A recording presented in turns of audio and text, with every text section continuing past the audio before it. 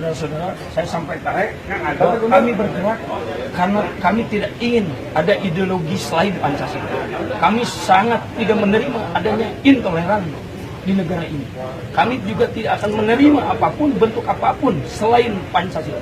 Jadi kami jelas-jelas akan berjuang mati-matian mempertahankan ideologi bangsa kita yang sudah dibangun oleh para pahlawan awal dan pendiri bangsa kita ini. Apalagi ada penghinaan penistaan yang dilakukan oleh Habib Rizik terhadap deklarator bangsa kita. Itu sangat jelas sekali. Maka kita akan siap berhadapan dengan siapapun yang anti Pancasila, yang anti intoleransi. Kita akan siap berhadapan. Pancasila itu sendiri dalam pandangan Front Pembela Islam bahwa FPI punya sikap bagaimana menyikapi Islam sebagai agama dan menyikapi Pancasila sebagai dasar negara. Islam adalah akidah, Pancasila adalah ideologi. Akidah datang dari sumber ilahi, tidak bisa ditawar dan sudah merupakan harga mati keyakinan. Sedangkan ideologi adalah sumber insani, datang dari ide-ide manusia. Nah, yang jadi persoalan di sini ingin saya garis bawahi bahwa Islam sebagai akidah menolak semua ideologi yang bertentangan dengan ajaran Islam. Semua ideologi yang bertentangan dengan ajaran Islam. Nah, tinggal sekarang pertanyaannya, apakah Pancasila bertentangan dengan ajaran Islam? Andai kata Pancasila bertentangan dengan ajaran Islam, wajib kami sebagai umat Islam untuk menolaknya. Tapi manakala Pancasila itu tidak bertentangan dengan ajaran Islam, tidak ada alasan bagi kami sebagai warga negara Republik Indonesia untuk menolaknya.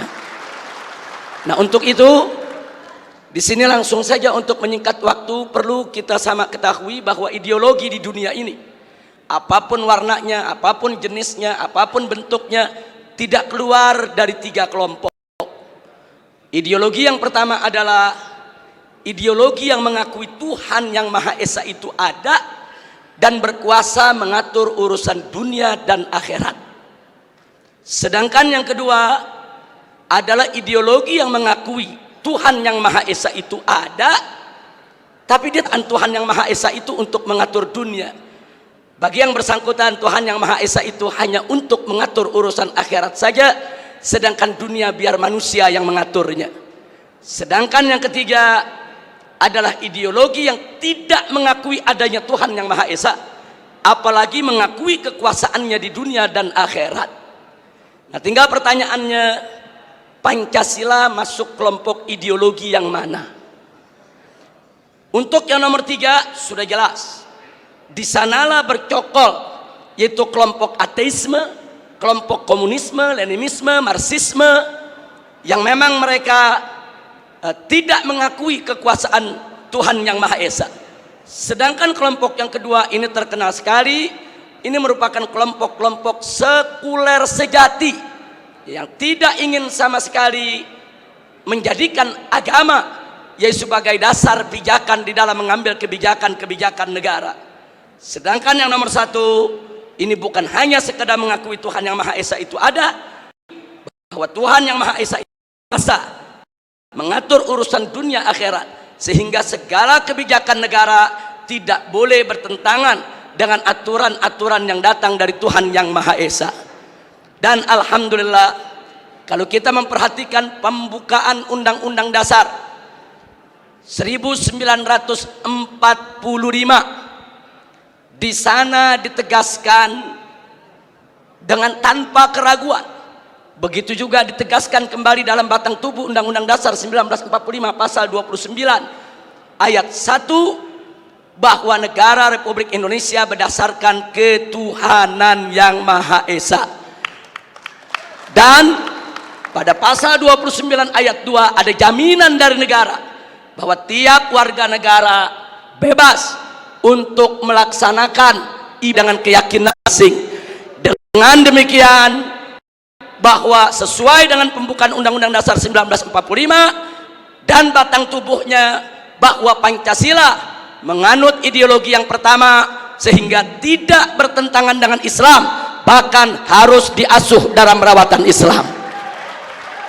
Jadi maksud saya diasuh dalam rawatan Islam, umat Islam sebagai mayoritas penduduk Republik Indonesia harus ikut secara proaktif, ikut serta di dalam menjaga Pancasila, merawat Pancasila, memelihara Pancasila. Jangan sampai Pancasila ditafsirkan dengan aneka ragam penafsiran yang diselewengkan. Nah, mudah-mudahan umat Islam seluruh Indonesia bisa memahami ini dan bisa ikut serta dilibatkan untuk menjaga daripada peninggalan para founding father selaku pendiri alamin. Nah baik, dari sinilah ingin saya katakan, saya tidak sepakat, sekali lagi terlebih dahulu saya sampaikan, saya tidak sepakat kalau ada yang mengatakan Pancasila itu pilar negara. Karena dalam Undang-Undang Dasar kita, Pancasila itu adalah dasar negara. Andai kata ada kelompok-kelompok yang tetap ngotot, maaf, ini bukan sembarangan pihak.